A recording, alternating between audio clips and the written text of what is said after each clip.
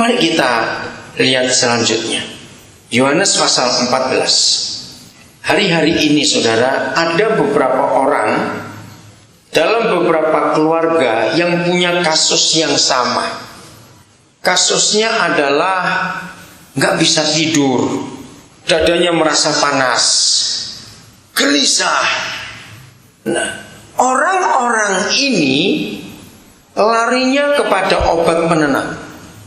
Nah, dokter memang tidak bisa ngajak ngomong lama-lama.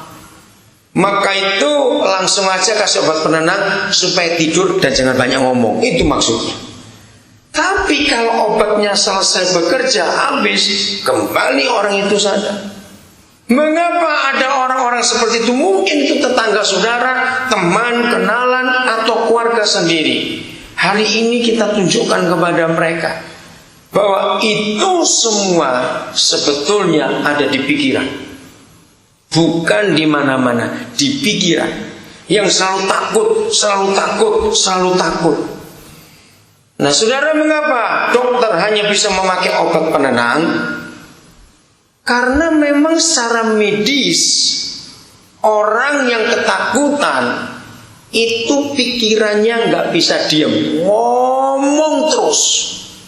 Walaupun tubuhnya capek, matanya berat, ngantuknya berat, tapi sudah di tempat tidur tetap nggak bisa tidur karena pikirannya ngomong terus. Dan catat kata ini, apa saja yang dikatakan oleh iblis lewat pikiran manusia, bentuknya selalu negatif. Catat itu baik-baik.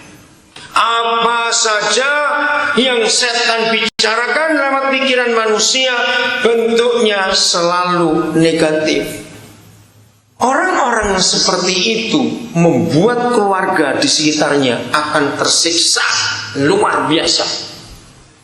Karena dia nggak bisa tidur, ngajak yang lain nggak bisa tidur juga. Betul tidak? Mengganggu sekali. Maka itu inilah cara kita mengatasi setan akhir zaman ini. Kembali semua kita hidup di dalam sumbernya damai sejahtera itu tadi. Pola pikirnya simpel, gampang, yaitu jadilah seperti anak-anak. Oh, nggak ada yang amin. Jadilah seperti anak-anak. Kemarin pagi saya diajak menengok salah satu cucu dari saudara kami yang baik.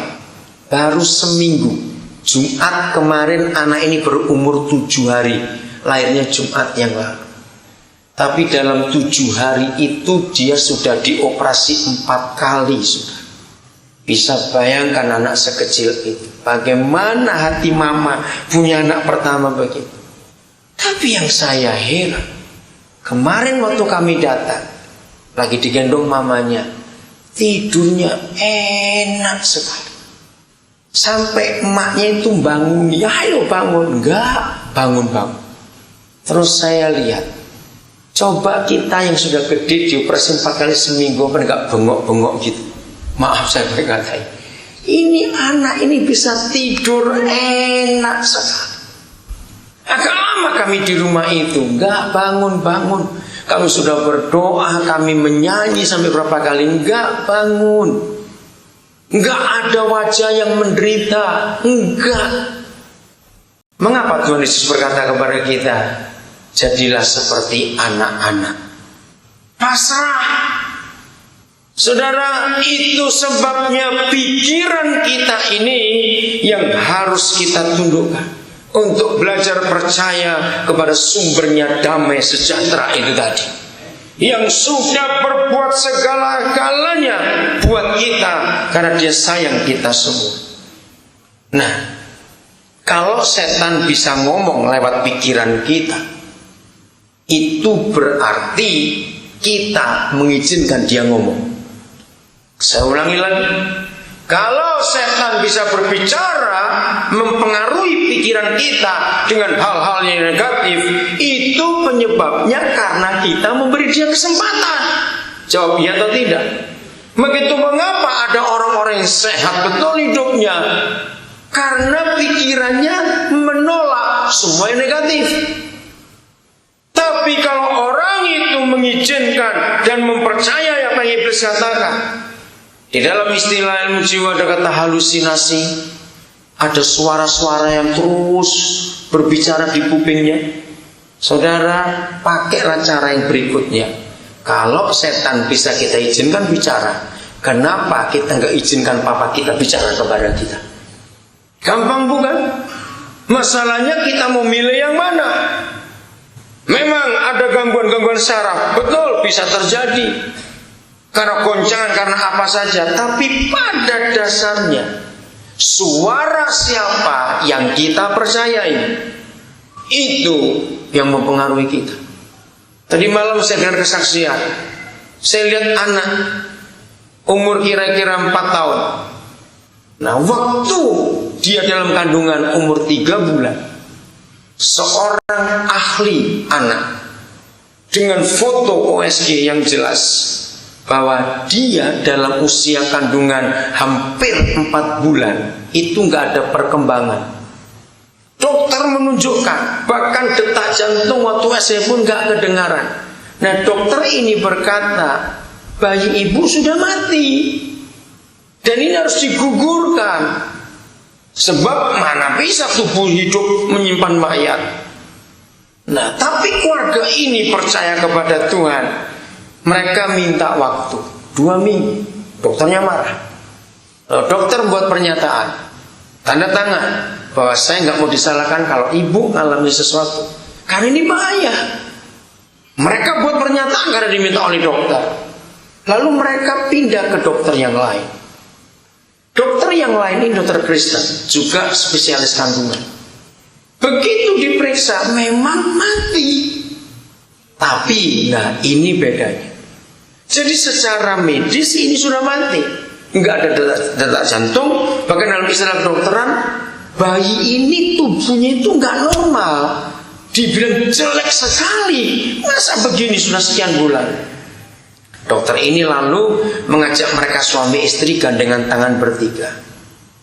Secara medis anak ini sudah mati, tapi kita kembali kepada yang punya hidup.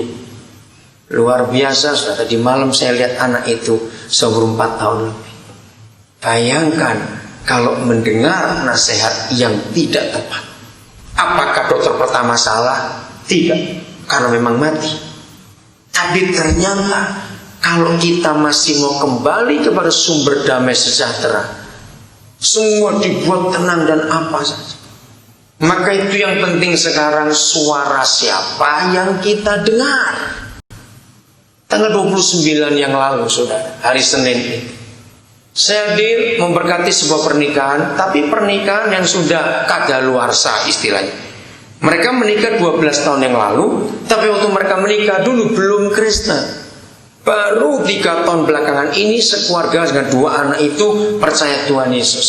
Lalu mereka mengundang saya untuk meneguhkan pemberkatan nikah mereka.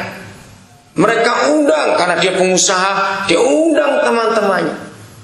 Nah, yang mengagetkan, istrinya dan anaknya pun kaget.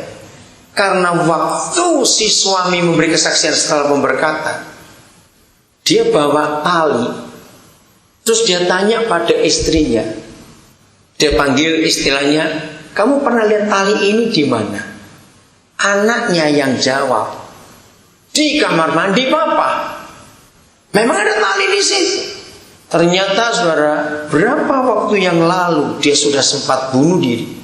Itu tali sudah masuk ke lehernya.